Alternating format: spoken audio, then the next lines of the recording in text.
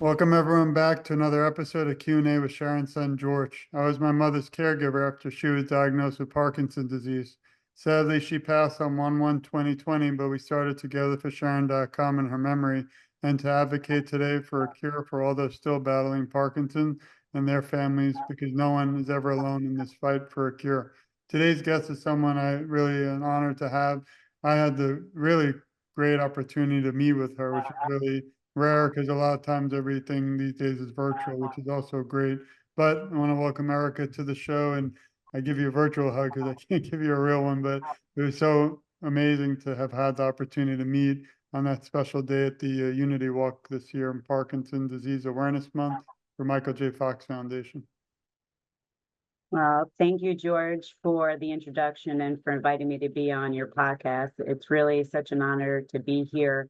And before we begin, I really would like to thank you for all the work that you do to support the Parkinson's community and in your mother's honor, which is even more admirable because it's people like you that truly make a difference in the lives of others. So thank you and keep doing what you're doing.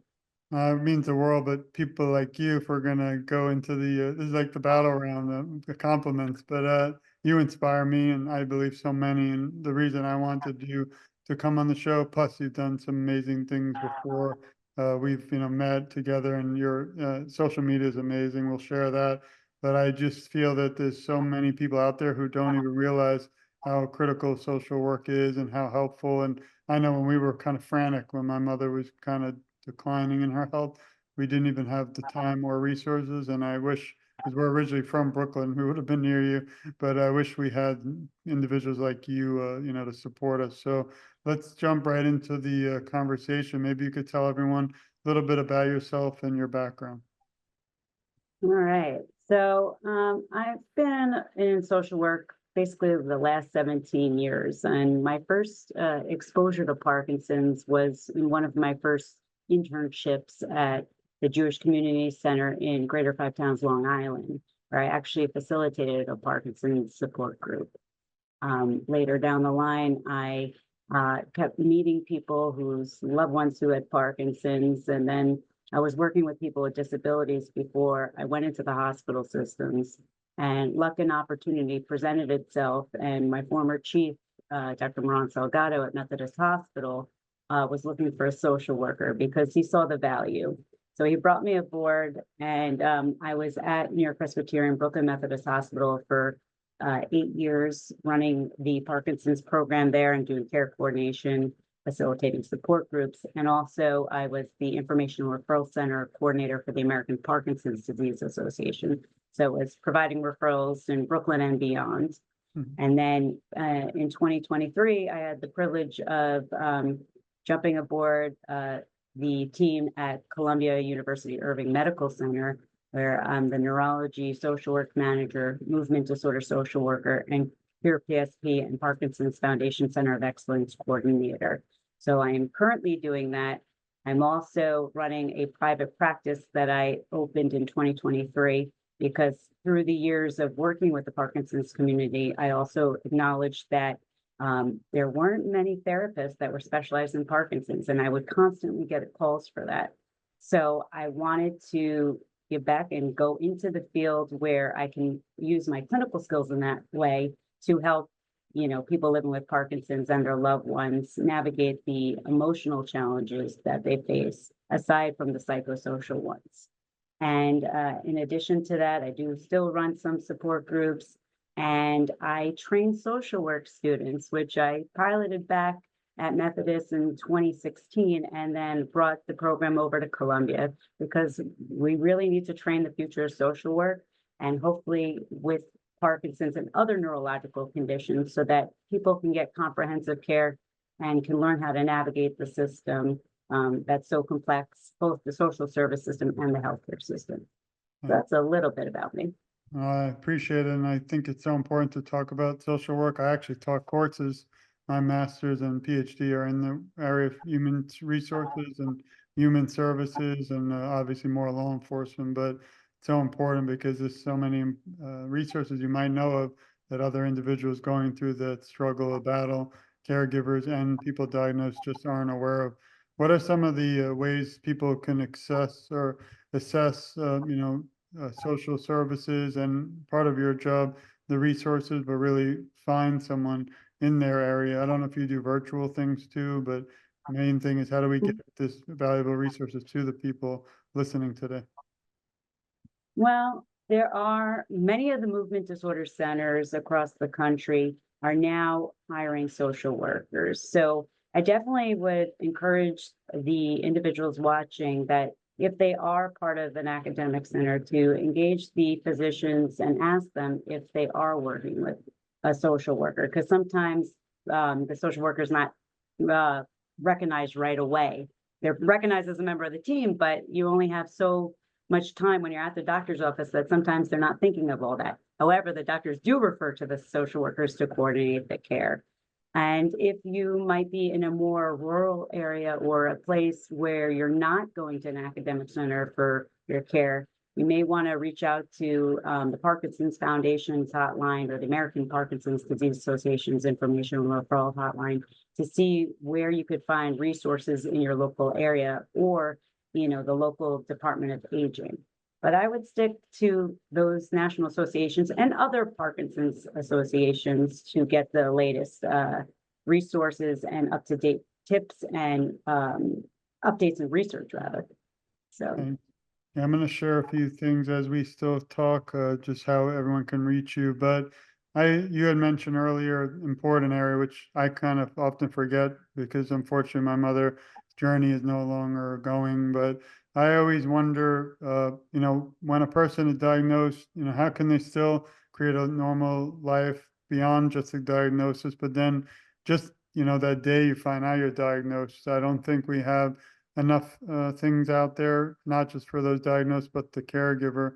I don't think I've received anything. And as you probably know better than me, when you go to the doctor, they only are limited in time. And I've heard stories where, although they're doing their best, they'll say, I see you in 6 months from now. So after you just got diagnosed. But I was wondering if you have any kind of, advice or tips on living a good life or just any life beyond just the diagnosis.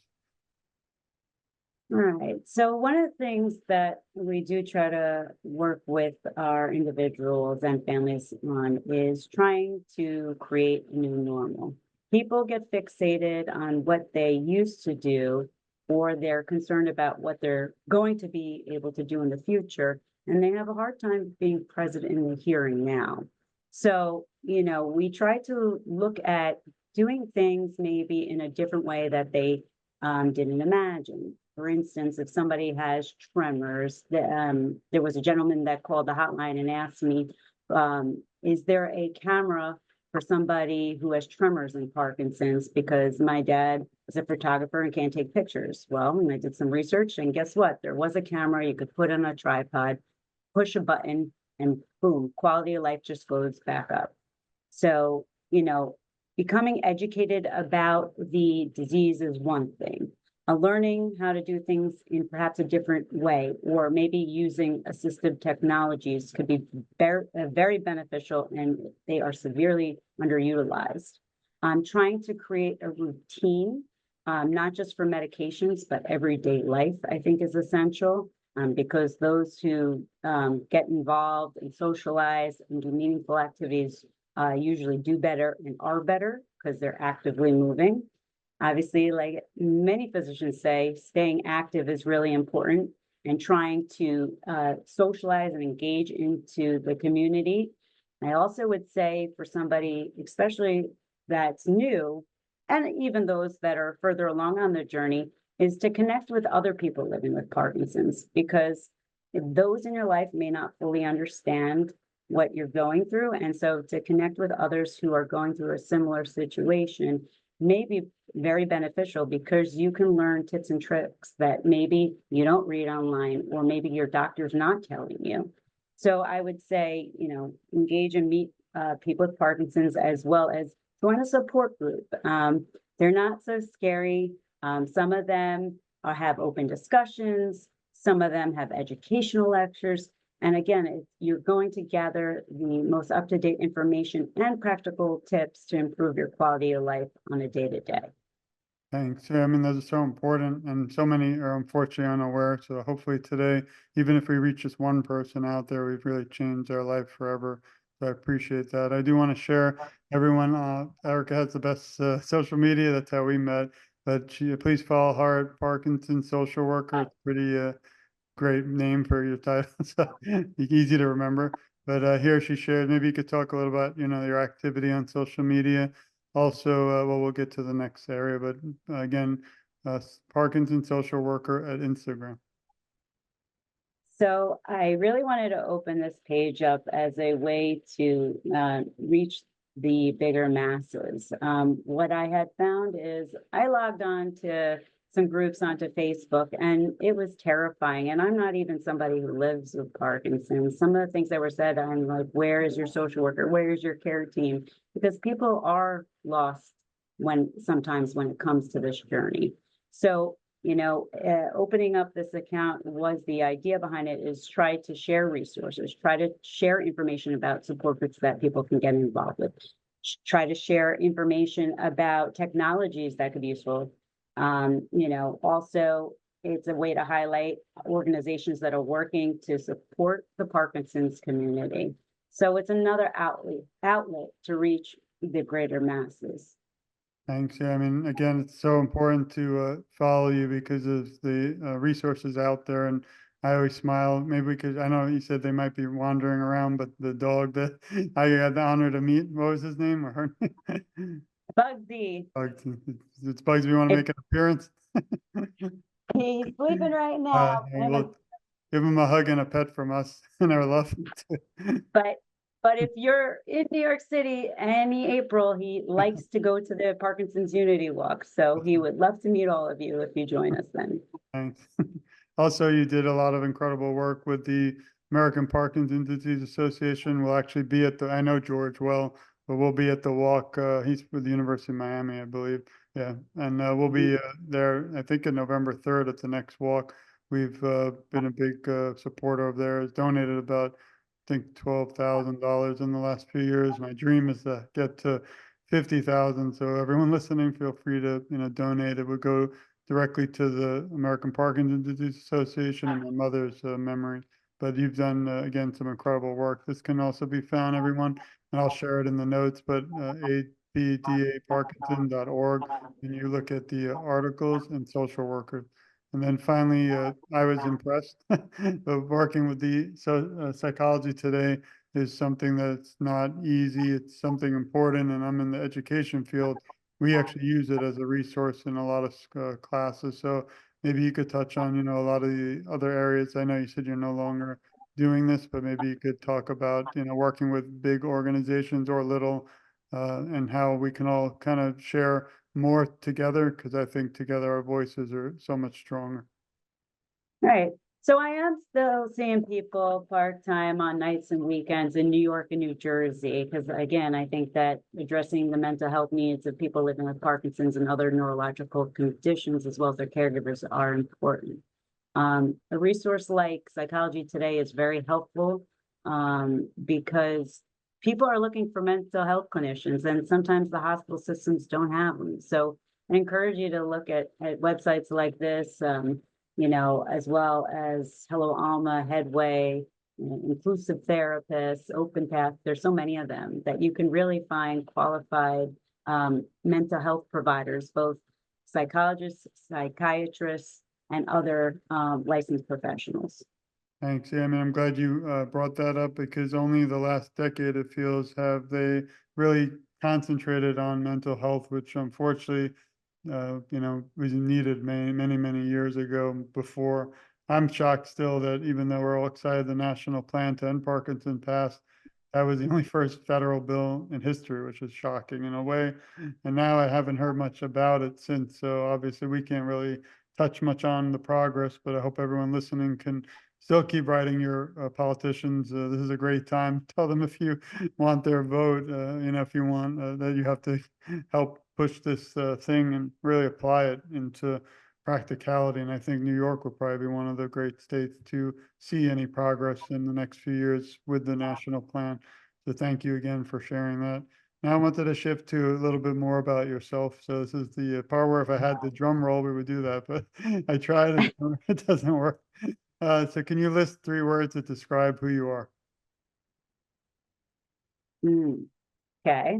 I'd say kind-hearted, empathetic, and compassionate. Thank you. And what's one moment or most memorable moment that stands out through most of your work with advocacy so far that you can share? Mm.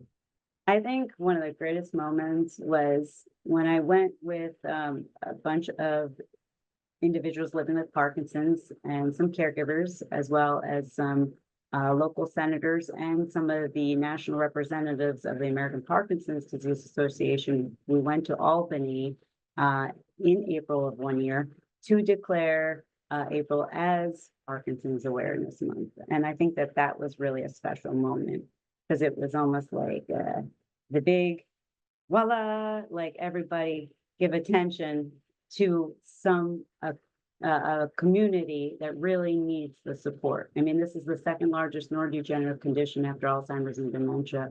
And there's so much work that has been done, but so much work that still needs to be done. And if, platforms like this or moments like that can help push it forward, then by all means, it's work like that that I like getting involved in. Thanks. Yeah, I mean, I think that the only thing I miss leaving New York is so many events. I always see Michael J. Fox Foundation. I was jealous that I think they had a food event I would have been to if I was there. But in South Florida, for some reason, we don't really have that really at all. Might have a walk or two a year, but that's not enough. No offense, I love all the organizations that do try, but I'm surprised, we don't have more presence from some of the areas in Palm Beach County, especially the big donors and all the individuals here. But that's the one thing, like, I imagine when you had that incredible moment and with all those other people, it was amazing. I had the luck and honor to do the same, but I was kind of on my own. So just me, I spoke in front of the entire Palm Beach County board to declare the month of April last year in memory of my mother, but Parkinson's Awareness Month. And we also Mhm. somehow were able to get the Governor Ron DeSantis also to do the same. But it's not like the big kind of, celebration, which is me. So, I wish I had that kind of resources that you do. And even with you by my side would have been a lot more memorable, but I really appreciate all the work that you do. So thank you. This is also an important question, the next one. I always am curious, and our listeners probably are too, but you're kind of the face of the social work in, this area, but who helps you during times of struggle? Because this is not always an easy job. I'm sure it's not always, we're going to have a party and that's it. We're trying to save lives and find a cure, which if, when we do, not if, we will hopefully have a big giant party around the world together. But I was wondering who helps you during times of struggle. And also, I was a caregiver. What tips can you give those listening who are caregivers?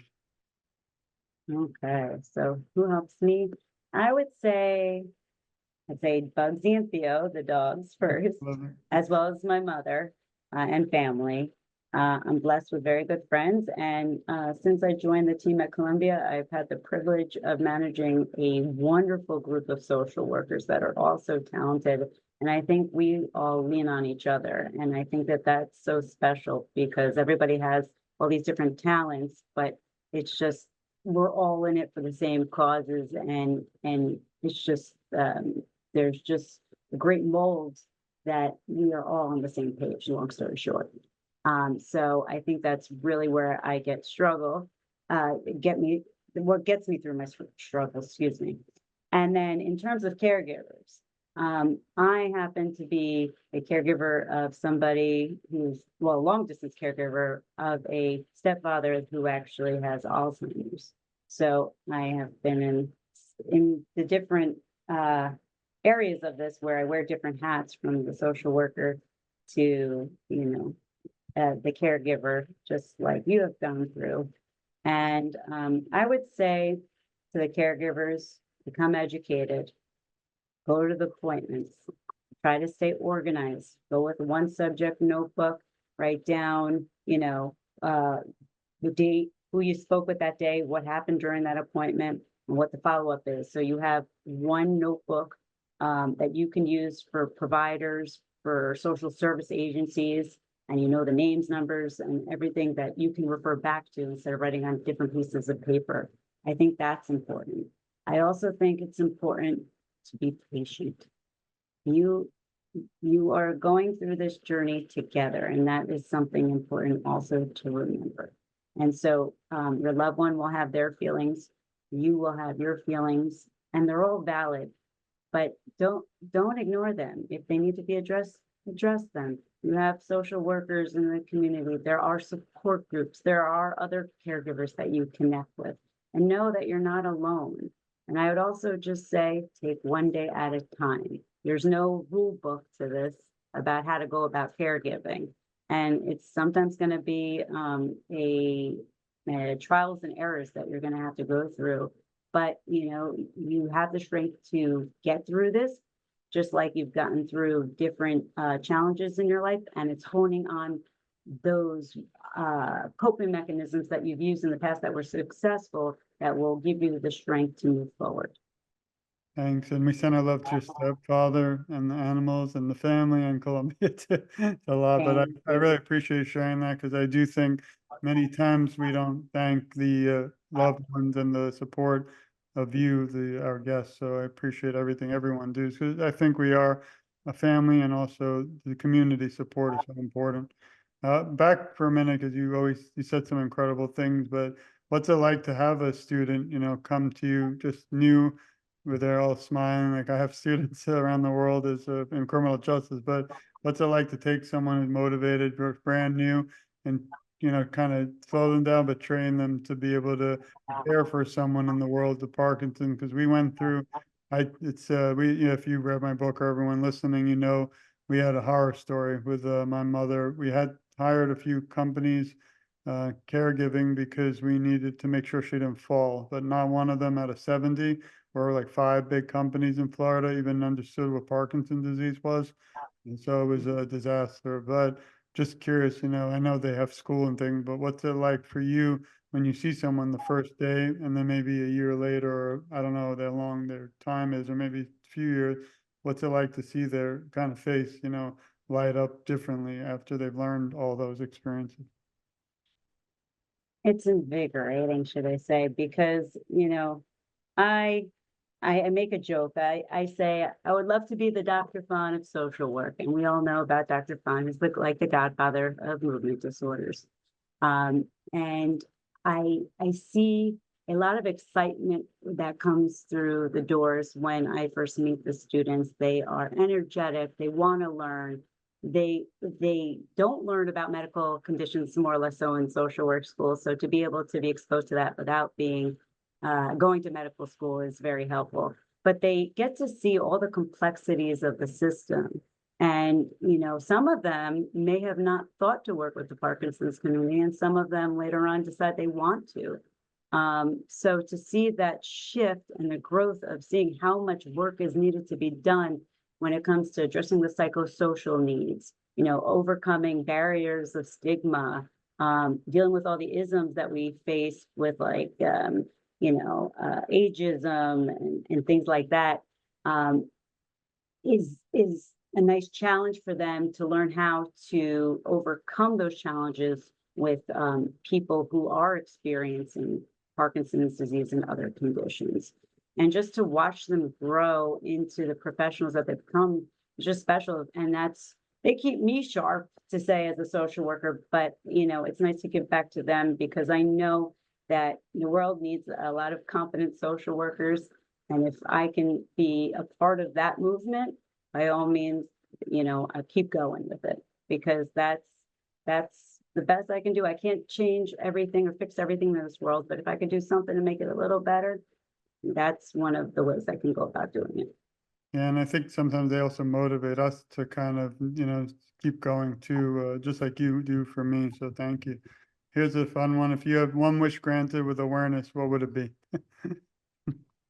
Mm, well, awareness that we need a cure, but which we all know. But I So, think that's I stopped asking that question when I realized everybody wants a cure. But I always curious if anyone had a little different one, but that's appreciated. Oh, well, also that it's not just the J. Fox shaking disease. There's so many symptoms of Parkinson's people are not aware of, and no two people are the same, and people have Parkinson's and then Parkinsonian syndromes. So just really becoming educated about the differences and all that, I mean, would make all the difference, especially for those who are supporting their loved ones to the journey, the community, people in healthcare, first responders, you know, get educated, home care workers, we need you. This is a team effort and you're all part of the team. What's the hardest part about your job? Because I know we did have a social worker for a short time, and it's, sometimes I looked at them probably with a blank stare. Just with my mother, we still aren't sure what happened. She had it for 15 years, 7 years. She was able to function independently. But the last 4 is when I had to take over, unfortunately, because she couldn't, if you talk about the stages, which they believe are 5, 4 and 5 are the toughest. But imagine having and we did social worker or case manager, different area, but sitting there talking to you and all you want to do is help. But sometimes you just, you can't, because obviously you can't talk about the medical condition because even the medical professionals don't understand, at least ours didn't. So I'm just curious, like what, as an officer of police, it's obviously somewhat similar, a little more dangerous, but and for me, it's struggle sometime where you want to help, but you can't reveal things you can't determine in the future. One of the best lessons I learned from one of my mentors is that sometimes active listening and just being there in itself make all the difference. Sometimes it's not a tangible task that you have to do. Just being present really helps somebody. And, as social workers want to jump in and fix everything and, make changes. But as you said, sometimes we can't. But sometimes, as I said, just being present is more than enough. I appreciate that. I mean, it's definitely not easy job at times, and then other times I'm sure it is incredible. Who is your hero and inspiration? Is my hero. My dad. My dad unfortunately passed away in 2014, but he was somebody that wanted to contribute to the community. He was a fighter. This is a guy who left home at 16 with nothing in his pocket and built businesses and lobbied for public utility groups and just was such a kind soul. And so when like you have done your work in honor of your mother, I think that when I had lost my father, that's really what pushed me with my career to really go into the hospital systems and really try to make a bigger difference than what I was doing before. So Thank that's you. my hero. And we'll dedicate today in his memory, and we'll make sure he's also never forgotten. So thanks for sharing that special moment. If you were Thank you. And my mom is so let's not discredit the her whole too. family, everybody will, we won't forget. If you were asked to write a script to a movie about your life story, what would you call it? Right now, it feels like the never ending story, but because it's just the gift that keeps on giving and there's just more and more that's coming, but all good things. So I'm blessed and I'm fortunate to be in the positions that I am in right now and just keep on going. Thanks. And then the final question, because I know I can talk for hours. There's so much you've taught me today. I'm so grateful. If you were asked to leave the Parkinson's community today with some words of encouragement, what would they be? Mm, There's so much to say, but I would say is to keep going. Don't forget who you are, and you're just somebody that's a Parkinson's patient when you walk into a doctor's office. But when you leave that doctor's office, you're not a Parkinson's patient. You're someone who is experiencing Parkinson's. You're a wife, a husband, a father, a daughter, a sister, a brother, a neighbor, a pastor, a rabbi, whatever it be. Don't lose your identity. Focus on your strengths instead of all of your struggles and just take one day at a time. And this too will be a journey, but you have the power to be empowered and to take charge of some of the things in this journey as long as you try. So you want to try and you will have a better outcome. I really appreciate your time. I had a little message for you and everyone listening. We love you. We support you. We care a lot about you, and you're never alone. I, along with Erica, will advocate for you. And together, I feel our voices are so much stronger. And I always joke and say I'm just getting started because even though I've been doing it for a few years, every time I meet someone like you who inspires me, makes me not just want to reach out like we've done and work together, but never give up till the cure is at our doorstep. So really want to thank you again. Everyone, please go to Parkinson Social Worker at Instagram. Are there any other better ways to contact you, or is that the best? That's probably the best way. And, you're all welcome to my support groups. George, we can always put that information out, but I usually put that information on my Instagram. And again, just like you said, you're not alone. Reach out, there's support there, and you don't have to do this journey alone. And that's not just for the individuals, but the caregivers and families as well. Thank you again, Erica. Thanks for exploring the world of social work together. It's really important. It's also rare, even though we might have individuals out there that specialize, as you're better well aware than me, Parkinson social work. It's a unique area, and that's what we look for on the show, someone who could bring some important topics, but really for awareness. So again, I really enjoyed our time, and I look forward to many more. So thank you again. Thank you everyone for listening. This has been another episode of Q&A with Sharon, son George. Please stay tuned. We have so much more to come because you know me, I'm not going to stop till there's a cure. And I'm sure Erica will agree until it's at our doorsteps. And, just so much more to do. So we have to get back to that. So thanks, everyone. We love you and we'll see you soon. Thanks. Thank you. And thank you, George. Thanks.